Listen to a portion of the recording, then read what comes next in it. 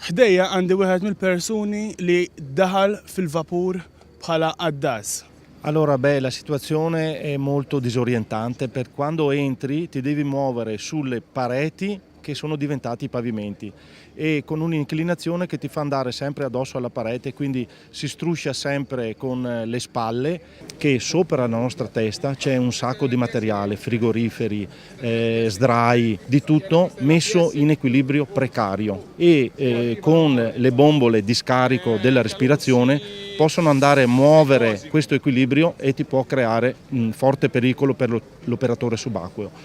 Quindi si è deciso di creare dei varchi a livello dell'acqua, della superficie dell'acqua e entrare solo verso la discesa, quindi andare in profondità.